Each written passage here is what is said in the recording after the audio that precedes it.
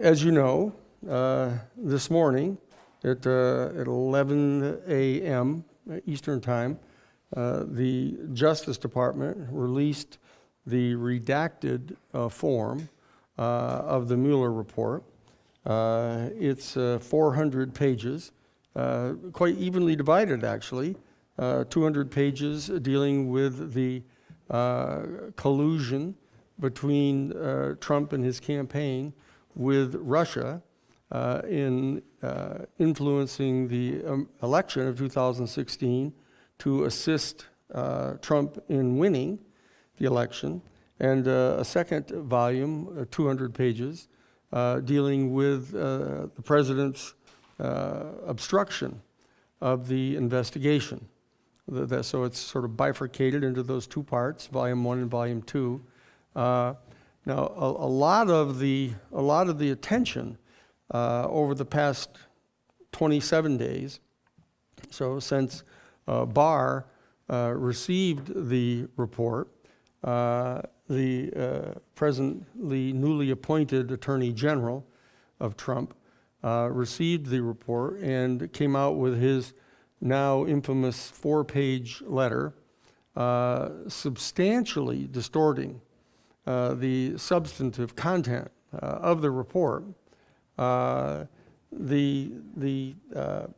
Most of the media and a lot of the regular Democratic Party, the traditional Democratic Party, led by Nancy Pelosi and Chuck Schumer and Joe Biden and the most of the chairs of the committees in the House and the ranking members of the Democratic Party in the Senate have been pretty much giving up on attempting to argue that there was collusion or a major criminal conspiracy on the part of Trump and his campaign leaders with Russia because of the effectiveness of William Barr's initial 4-page letter.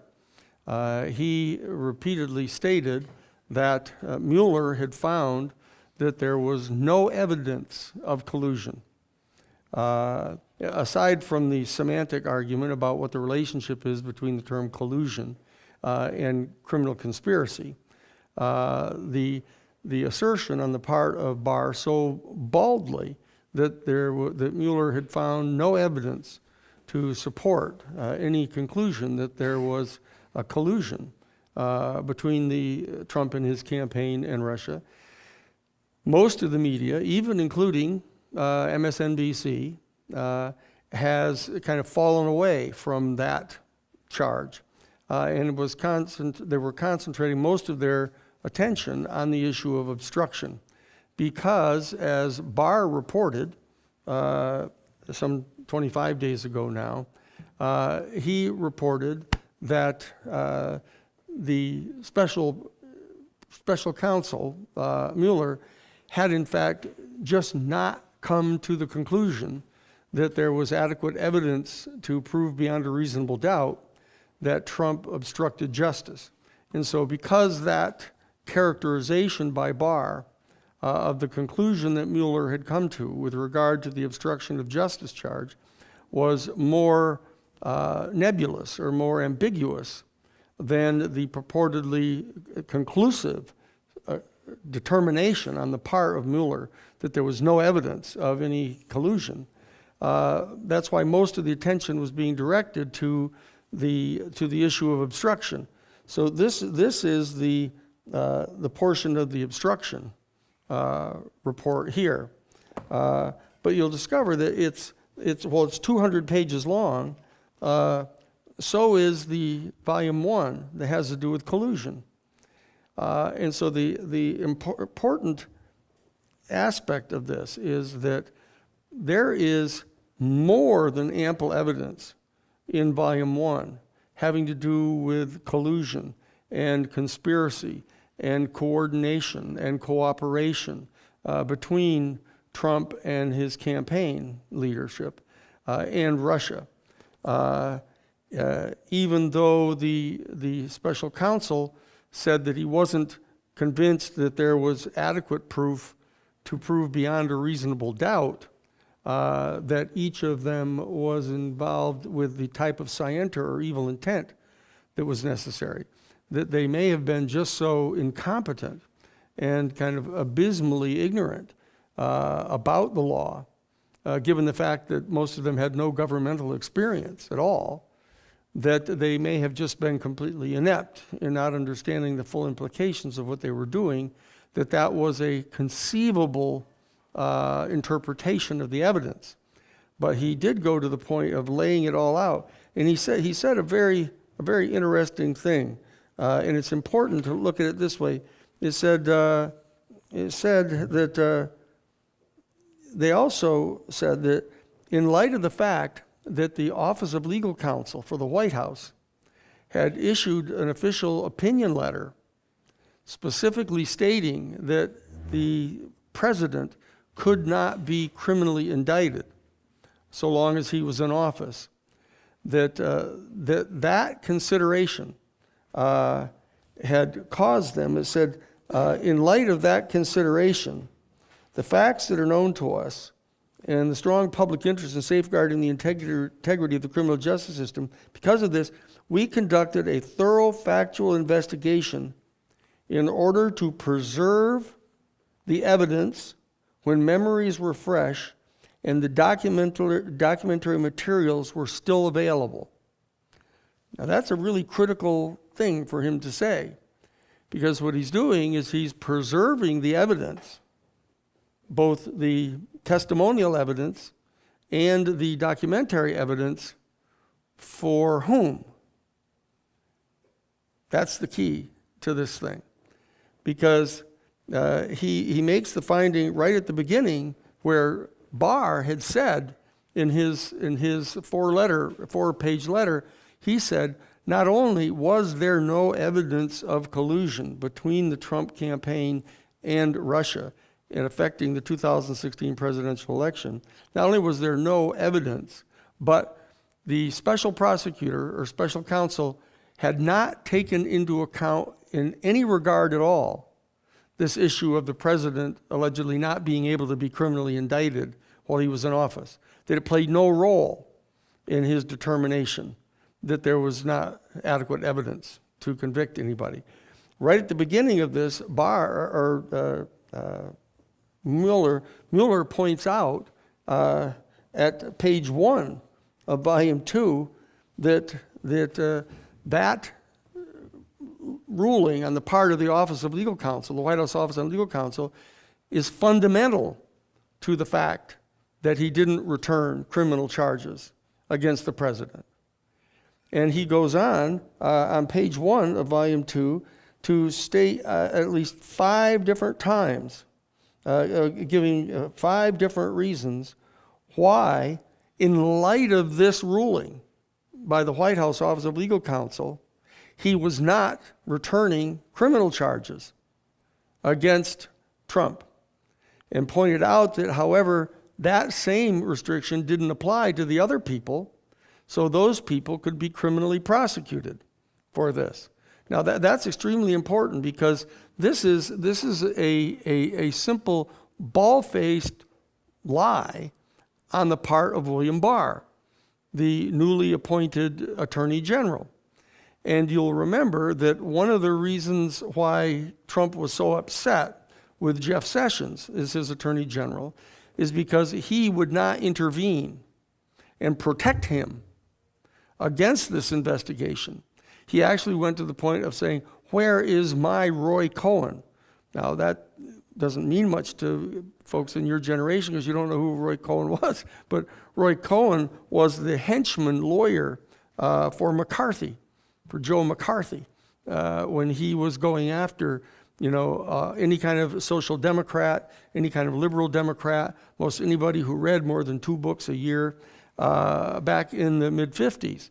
And Roy Cohen, as counsel to the House Un-American Activities Committee and the Senate Committee on Internal Subversion, was a henchman for him. And so that's exactly what Trump was looking for. And because Jeff Sessions wouldn't do that for him, he fired him basically and got rid of him and brought on William Barr, whom you may have heard by this time, auditioned for the position by sending I think it was a 180 or an 80-page legal memo to Trump, telling him why Trump could not be found guilty of obstructing justice. And he sent it to him, and then out of all of the lawyers in the entire country, Trump decides to choose him to be his new attorney general. And of course, that's what Barr said. Barr faithfully performed his duty, his expected duty, and he came forward and he attempted first in his 4-page letter and now in his hastily called press conference this morning at 9:30, an hour and a half before the actual content of the report, even redacted, was going to be made available to Congress. What he did is last Thursday contacted the lawyers for Trump, private lawyers for Trump, and made a copy of that available for them on Tuesday and Wednesday for them to go through to prepare their counter arguments against it before even giving it to Congress. So we know that. And he once again reiterated that there was that Mueller had found no evidence to support a charge of collusion between the Trump campaign and Trump and Russia in affecting the election. And now, as of 11:01 Eastern Time this morning, it was transparent that he was lying. He was lying when he first came out with his 4-page report, and he was lying again this morning, because there are in fact 200 pages of evidence of the steps that were taken to collude, and so that is, and I think probably one of the most important single pieces of evidence. Now we're going to be discussing this in more detail on Tuesday's class because of the national importance of what's happening right now. I mean, that you won't be able to turn on a television set, even the radio, a lot of the radio, without hearing all about this here today, because it's all over the news.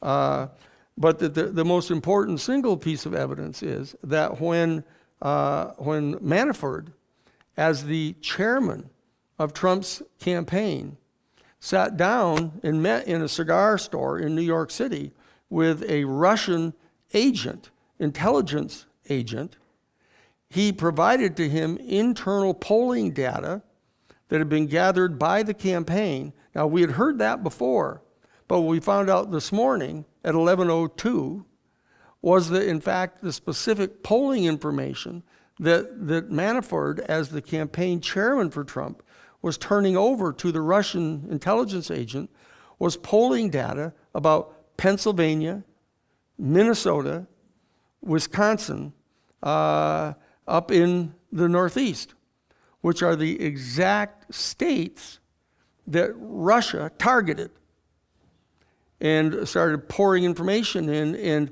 sending out fake tweets and fake emails and trying to get all of the people there angry at Hillary Clinton and the Democratic Party.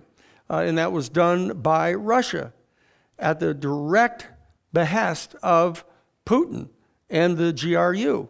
In fact, there were 12 GRU Russian intelligence officers indicted by Mueller for doing that. Okay, and what we found out this morning is that specific polling data that was handed over by Manafort as the campaign chairman related to the exact states where everybody was stunned that those, in fact, were won by Trump.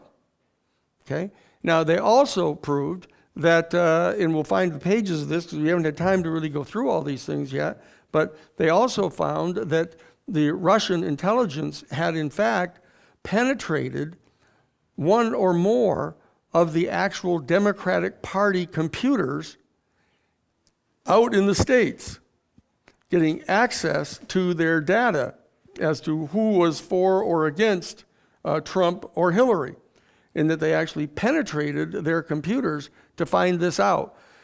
So they actually had the emails and contact information for individual voters, which enabled Russia to send fake emails to those people, okay?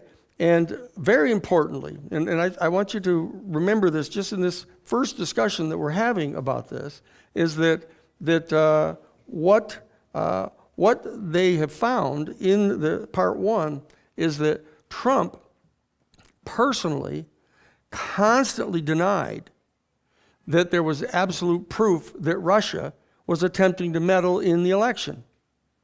And he insisted that anything that they may have done had no impact on the election itself. And so therefore, there was no need for him to take any steps whatsoever to keep Russia from doing it again. So that he, in the office of the president, has undertaken no steps whatsoever to prevent Russia from doing the same thing in the 2020 election to help him win again. And the special prosecutor has reviewed this and said, if that could be proven, that that was his motive in not proposing any type of legislation or executive orders to do anything to protect the United States against Russia doing this again in 2020, if that were done for a corrupt motive, that is for the purpose of helping him maintain the purported legitimacy of his presidency based on the 2016 election, or to help him win the 2020 election, if that could be proven, then that would in fact constitute a violation of law. But he pointed out again, in light of the opinion from the White House Office of Legal Counsel, that the president could not be indicted or charged with a criminal offense while in office, that he refrained from coming to the conclusion that the president had committed a criminal violation in that. And what he points out over and over again, however, and this is extremely important, and this is from page 171 to 180 in volume 2, he goes on at some length to point out that even though he, as the criminal investigator, may have been prevented from returning criminal charges against Trump because of the White House Office of Legal Counsel's opinion, he said it was still possible for the Congress to impeach him for these things. And very importantly, what he said was, look, you need to understand that I am not like one of the special prosecutors back during Watergate, that statute expired.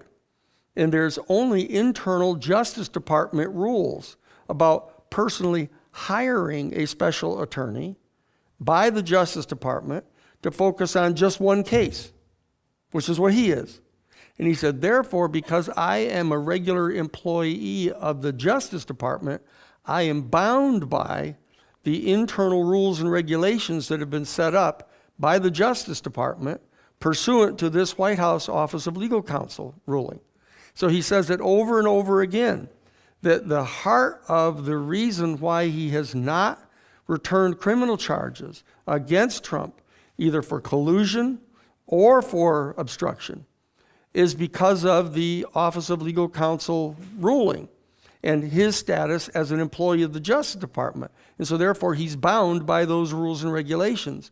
But he goes on to point out between page 171 and 180 of volume 2, he points out over and over and over again that Congress has the power to impeach the president, and points out that he has taken the step of thoroughly investigating and reporting this information to preserve the record of evidence.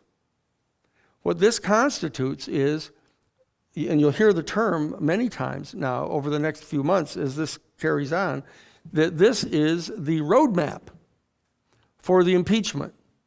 And he goes on to write a brief basically in support of the Judicial Committee, the House Judiciary Committee, to impeach the president for these accusations, okay?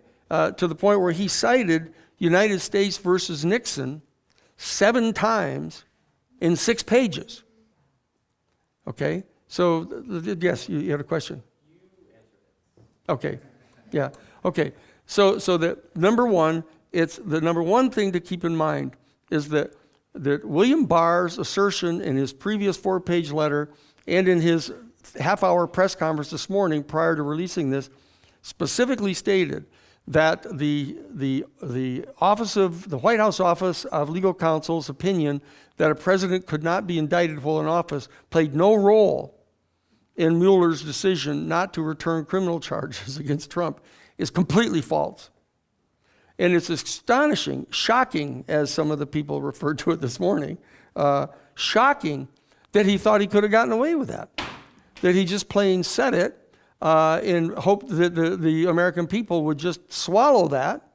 And therefore, when he said there was no evidence to support any collusion, that they would back away from that entire charge. And in fact, you saw that the regular Democratic Party did. They backed away from that. That Nancy Pelosi and Chuck Schumer all started saying, well, it's really good. It's good news that we have found out that our president did not collude with Russia and his campaign did not collude with Russia, because that would have undermined the legitimacy of his entire presidency. So that's really a good thing. That's not a good thing, because it wasn't even true. Okay, so you're seeing right away, right in front of you, what I want you to do is I want you to get up on your toes and basically be watching what's going on here, because you're seeing this thing of the Republican Party and all of these Republican attorney generals and everybody else making these preposterous statements like there's no evidence of collusion. And then you're finding the regular Democratic Party going, oh, well, good, that was good news that there was no collusion. Let's just turn and focus on the obstruction of justice.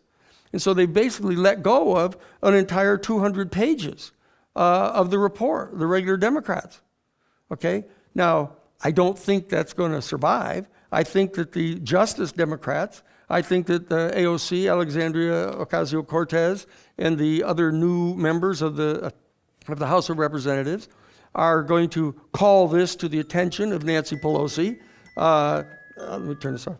That I think that they're going to be able to put so much pressure on Nancy Pelosi and Schumer and the other regular Democrats, including Joe Biden, that it's going to be almost impossible for them not to impeach the president. Okay? Now, what they're going to continue to do is they're going to continue to argue that, oh, we're just looking into things. We're not doing this with the intention of impeaching him. We just want to find out additional information, for example, that are in some of these blacked out pages. They've got a handful of these pages that are completely blacked out, but they were surprised. I think most of them were surprised that there were as few totally blacked out pages as there are. But they're still going to keep leaning on this thing of, oh, the only reason we're doing these investigations is to try to find out the additional information, not only the blacked out information from the report, but the documents behind it, the actual transcripts of the interviews of the witnesses and all of that the Democrats are after. And what they're trying to do is the new, more moderate Democratic Party, the Gebhardt Democrats, the Nancy Pelosi, Chuck Schumer, Bill Clinton, Hillary Clinton, Joe Biden, Democratic Party, are trying to basically just drag this out, to have this kind of like Chinese water torture thing go on between now and the election. And in 2020, just rolling out new pieces of evidence against Trump and his campaign, and thinking that it's going to increase teleologically and unfoldingly, increasingly, the chances of the Democratic Party just simply beating Trump in the 2020 election. And it's going to increase the probabilities of them being able to defeat a 5 to 6 or 7 United States senators that are Republicans out of the 22, I think, that are having to run for re-election, so that the Democrats can take control of the Senate. So they can then, in fact, get back on top of making policy, with the Democratic president and the leadership now having the chairs of both the House and the Senate.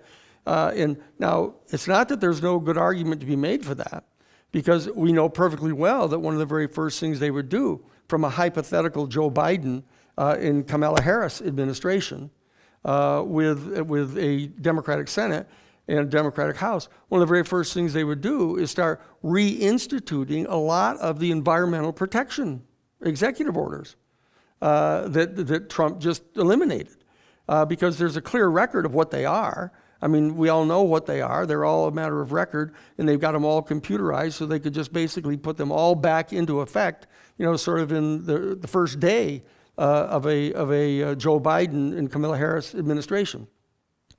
And that's going to be completely consistent with Joe Biden and Kamala Harris's campaign, which is going to be, let's get back to normal. Let's just get back to normal. And by implication, let's not go any further than that. Let's just get back to normal so that we can be like as if Hillary Clinton won. But let's not go the length of electing somebody like Bernie Sanders or Elizabeth Warren.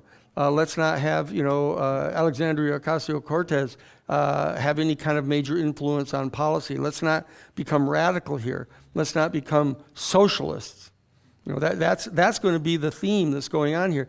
But the advantage that we have as of today is that it's going to be harder and harder for Nancy Pelosi and Chuck Schumer and Joe Biden and the others to hold back the tide on this. You need to remember that the Democratic Party won over 3 million more votes in the country for Hillary Clinton being president than Donald Trump. And so there's a clear major majority of people in the country that don't want to have these kind of changes that are being made. They don't want judges like Kavanaugh. They don't want environmental legislation being revoked like they're doing now. And so that entire majority of the people now are going to be mobilized behind this information. And you can be sure that the Justice Democrats are going to be mobilizing that type of public support, focusing on not only passing the Green New Deal so that they can't be accused of just doing nothing but trying to impeach Trump. They're at one and the same time going to be passing the Green New Deal, we hope, in the House of Representatives, and we hope to lead that fight out of California. That our office right now is working on actually drafting the component elements of an omnibus Green New Deal statute in California. And we're working on that. We've got interns from up at Santa Clara University that are working on that right now. And we're having meetings again, actually tomorrow, with some major Democratic Party people. We've issued invitations to Republicans to participate in this, but we're not getting a lot of overwhelming reception from them to work on passing an omnibus Green New Deal bill in California. But returning to this issue here, what I'm saying is that it would have been a major part of the regular Democratic Party's agenda to put aside the issue of impeachment and to be able to hold congressional hearings just on the kind of procedural or technical grounds of we just want to find out what was the rest of the report. What was blacked out? Let us as Congress get a look at the investigative hearings, the investigative interviews, et cetera, in the documents. I don't think that's going to hold anymore. I think that there's enough evidence on the record, and very importantly, the most important thing that's going to be happening in this field in the immediate future, I think it's May 20th or 21st, they're going to be calling Mueller before the House Judiciary Committee to inquire from him what he really means by these things that he's done here.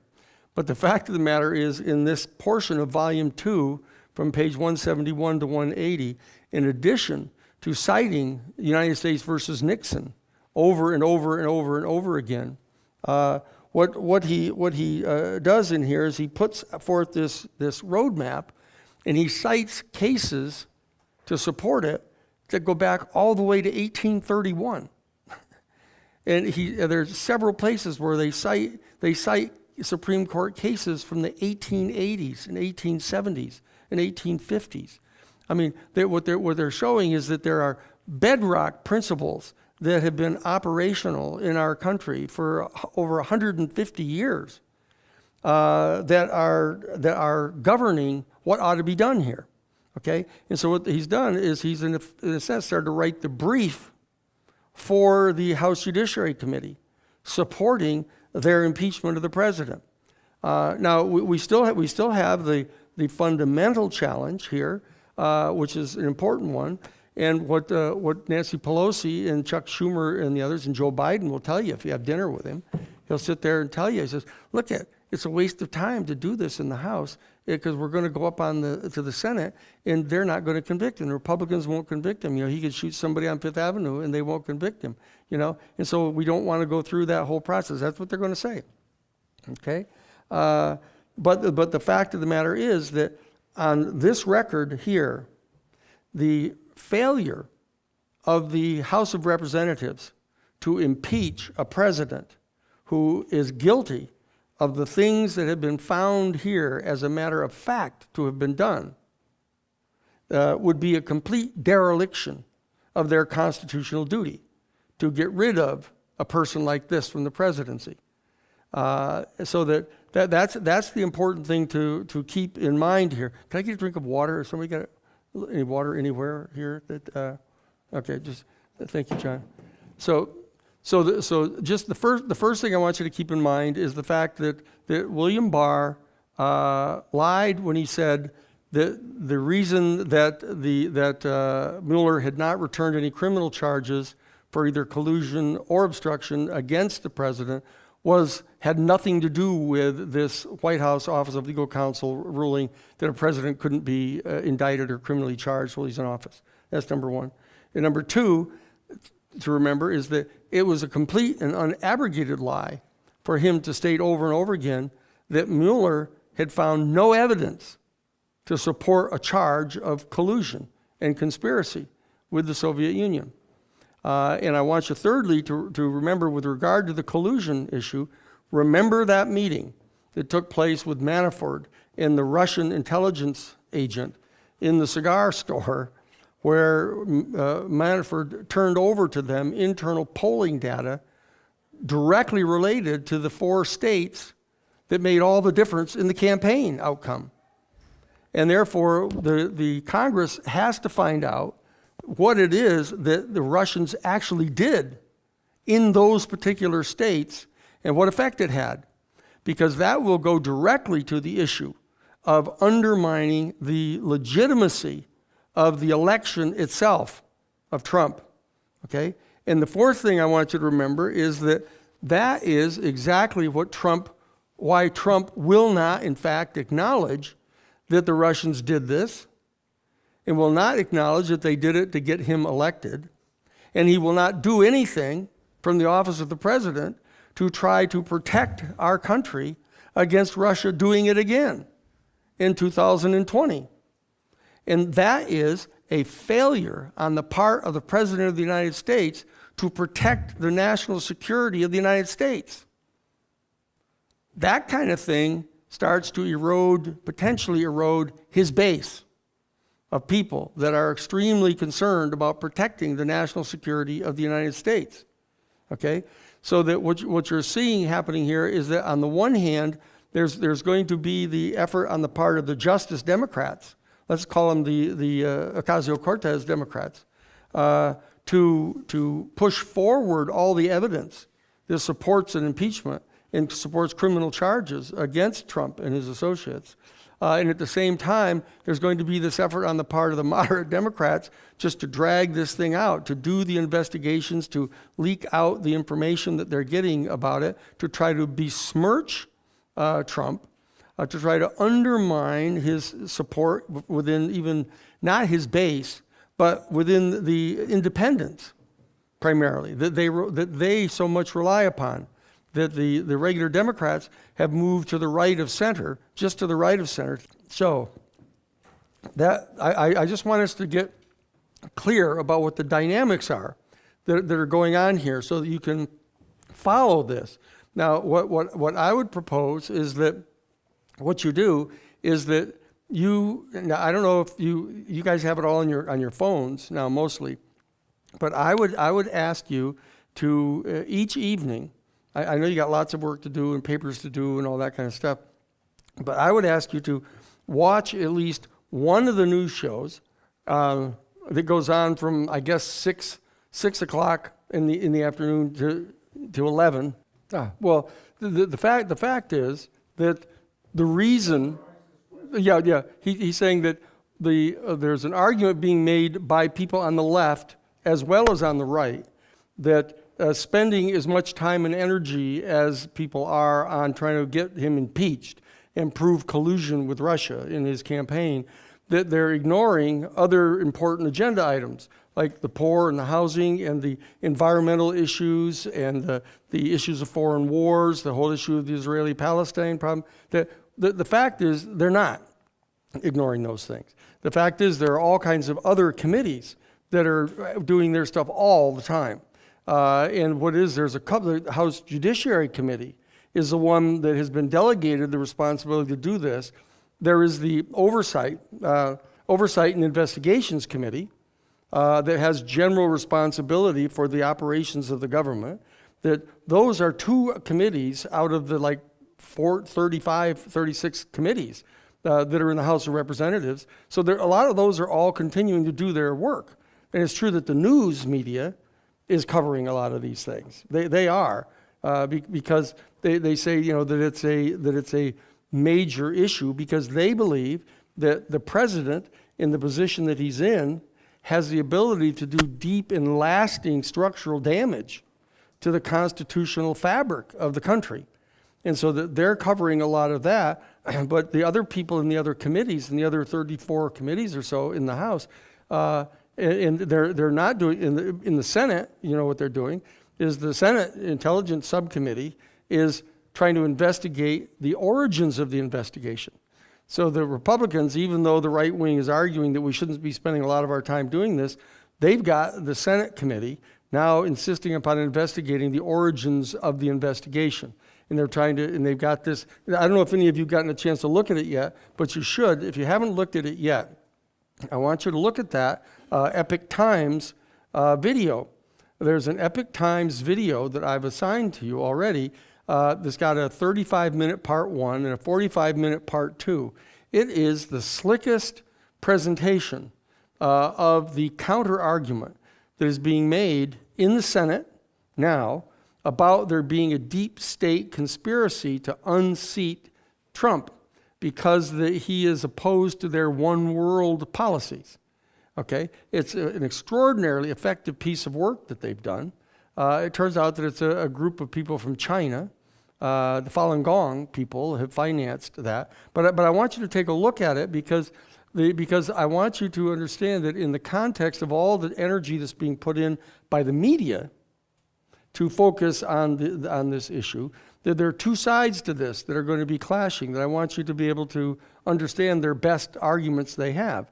We're going to be spending time, a substantial amount of time in the rest of the course, talking about the other issue of global climate change and the effect that it's having on the world and what steps need to be taken to do it. And we're going to be working very diligently on the Green New Deal. And Ocasio-Cortez is working on that with Ed Markey, and they're getting signatures to that bill. They're pushing very hard on that. And what they're doing is the Justice Democrats are pushing in the affirmative legislation for the Green New Deal, and the regular Democrats just want to drag out the hearings so that they can besmirch Trump in the election. So the faster that they can get the articles of impeachment set forth, and the quickest that they can get up to the Senate and put the trial on up there, the faster they'll be able to get back to doing other things, even in those committees. But what I'm saying is that the overwhelming majority of the committees in the House of Representatives are going forward doing these other business all the time. Still.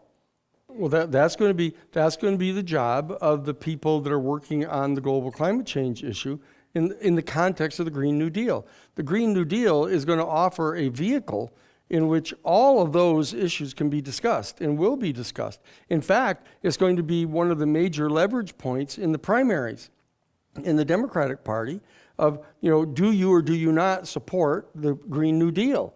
If you're elected and sent to Congress, are you going to vote in support of an omnibus Green New Deal when you get into office? And if you've been in there for 5, 6, 7 terms already, and you won't agree to support the Green New Deal, and you willy-wash around and kind of crab sideways when anybody asks you about it, say, oh yeah, I'm supportive of environment, but I don't know about an omnibus bill. If they're going to do that, then in fact they have to get replaced. So the reality is, one of the major dynamics that's going to be going on out in the field here over this next year and a half, 18 months now, is going to be all about global climate change.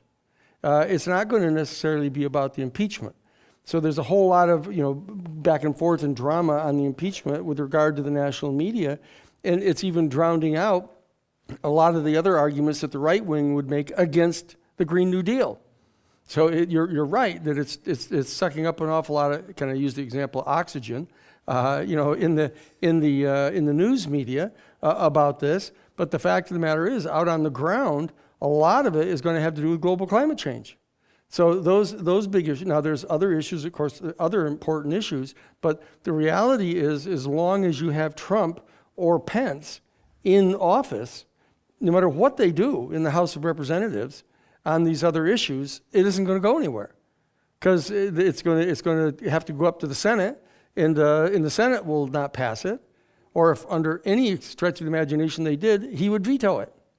So the abstract argument is appealing at first on its face, from a simple arithmetic view of how much energy are you putting into these different issues. But the reality is that going through the motions in the House of Representatives and passing a bill that the Senate won't pass, has limited ultimate value in it. It's a matter of conscientizing and educating the American people to the issue. But the advantage we have, as you point out, that there are so many other avenues of media now. That everybody doesn't have to sit and watch NBC News or even MSNBC or CNN. So that we are going to be getting out all kinds of information through the Green Power Project, for example, at the Romero Institute, all kinds of stuff. We do, right now we're talking to the CATV television station here about doing a 1-hour show every month, updating everybody on public television around the state, actually, about what the present status is with regard to the Green New Deal. So that what we have to do is, what the bottom line is, we as the people have to take control of what it is that we're doing, and so we don't have to just go and sit in front of the 3 networks, with our jaw hanging open on the couch like couch potatoes and download whatever they're saying and think that those are the only issues going on in the world. We have to go get our own sources of media. We have to generate our own sources of media. That there's youth groups and stuff with the Sunshine Group and the Sunrise. I'm sorry, the Sunrise Group, yeah, the Sunrise Group, and tons of environmental groups are working night and day on doing this thing with the Green New Deal. Okay, so there's lots of the activities are going to be going on, regardless of whether the media happen to give it mainline reporting or not. Okay, so the reason I'm directing this lecture and the next lecture on this issue of the report is what I want to do is I want to assist you guys in being up to date on what it is that's really going on behind the scenes, that you might not recognize what's really going on. The most important thing, and this is in response to your question too, the most important issue that you probably have gotten a hint at in the course already is that what I'm trying to tell you in the course of this course is that the global climate change crisis is playing a much greater role than you might think it is in his impeachment. Because he is not only violating the Constitution in about 18 different ways, he is in fact in the most powerful position in the world, and he is exacerbating global climate change. He's actually destroying the climate system of our planet, and people are saying, well, this guy ought to be impeached for that. So what we might do, of course, is in the context of the Green New Deal, et cetera, we might lobby and work hard to get one of the articles of impeachment put into the Judiciary Committee that he has in fact failed to protect the national security of our country against global climate change, and get it put in. There are articles of impeachment that were returned against Nixon, for example, that to this day you don't have any idea that they're there. Everybody just assumes that he was impeached because of his obstructing justice, because of that June 21st conversation that he had, where he instructed Bob Haldeman to go over to go get John Ehrlichman and go over to the CIA and talk to Dick Helms and Vernon Walters and tell them to get the hell out of the investigation of the account down in the bank of the International Bank in Mexico. So he was impeached basically for obstructing justice by asking the CIA to interfere with the FBI investigation. There were like 6 different articles of impeachment that were returned by the House Judiciary Committee, one of which was the secret bombing of Cambodia. And you couldn't find, one person out of 1 million in the country that knows that. So what I'm saying is that we could actually, in the context of moving on this global climate change issue, in the Green New Deal, try to get an article of impeachment against Trump for that. Well, what would happen, there's a little known fact about history that just shortly before the impeachment of Richard Nixon, you remember that Spiro Agnew was removed from office, his vice president. That it was perfectly obvious. They said, if we impeach Nixon, then we're going to get Spiro Agnew.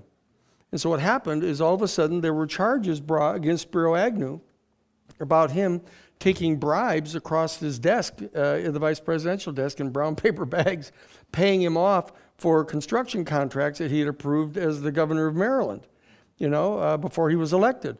And so out he went. Okay? And the fact of the matter is, I've got to dig it out of here, but there's a narrative in here about Eric Prince having gone to the Seychelles Islands and attempted to organize a back channel pursuant to which Trump could talk directly, privately with Putin outside of it being monitored by the CIA or the State Department or the Defense Department or anybody else. They were trying to set up a completely secret back channel of communications. Eric Prince is like this with Pence. They come from the same state. Their families know each other for many, many years. There's nothing that Eric Prince does that Pence doesn't know about. And so Pence's pretense that, I was out of the loop, I didn't know anything about this, I'm an innocent guy, just isn't true. And so that drilling down on that issue of Eric Prince, and that leads back to Blackwater International, which he's the founder of, okay, which leads back to Tiger Swan, which leads back to them being hired by the oil corporations to increase the building of the pipelines all around. And so there are various points of vulnerability that they have here. And so that you need to remember that if in fact both Trump and Pence happen to be impeached, then you know who becomes president. That's right. Okay? So Nancy Pelosi becomes president, and then all we have to deal with is the moderate Democrats. Okay? Because but turtles all the way down. What I'm saying is that we have to take this kind of one step at a time, but the advantage in having such a progressive agenda as AOC and the Justice Democrats have is we know where we're going. We know we're going there, and they're not afraid of saying so. With the regular Democrats are always implying that they're not really up to anything at all, unto the point where they end up not being really up to anything at all. They end up convincing themselves that they're not really up to anything at all. And so what we got to do is we've got to raise up the energy of an entire new set of generations that are highly energized and not afraid of acknowledging where it is we're going. We want to have a social democracy. We want to believe that. Just last week, I couldn't believe it. When I was gone for the couple lectures, I was down one of the meetings that I had down in L.A. We went over to the the big marina, the big yacht club down in L.A. there, Marina Del Rey, right? I was having a meeting with these guys on this boat. That's a very interesting meeting, I might point out. But anyway, I was having this meeting, and right next to us was this yacht. It was a yacht that was as big as a battleship. It was, and they thought, at first they told me that it was the Waltons. that owned it, that owned Walmart. But in fact, it turned out to be one other guy, some guy named Washington. I didn't even know who he was. But he had it specially built. And it cost $1.2 billion to build this thing. It had a staff of 30 people on it full time.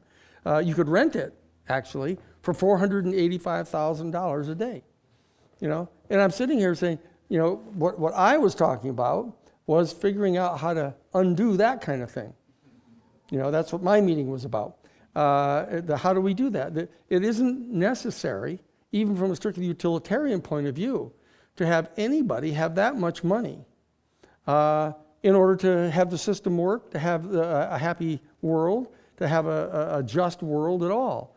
Okay? And so that the arguments that are made on behalf of people who want to have that kind of money about how we all ought to be entitled to as much money as we can possibly make, taking as much advantage as we can of everybody else that aren't as smart as I am, kind of thing, that we have to be able to stand up and say, nope, that's not going to happen, It doesn't have to become coercive. It doesn't have to become authoritarian by any means at all. You just have to have a genuine democracy. But you also have to have an effective education system, which is, of course, we don't have.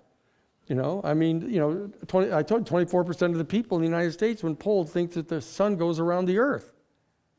How can that possibly be true? But so what I'm saying is that there's a lot that we have to do here, but you're in school right now at a time when one of the most consequential confrontations is taking place now. And it isn't just the consequential confrontation between Trump and the Democratic Party writ large.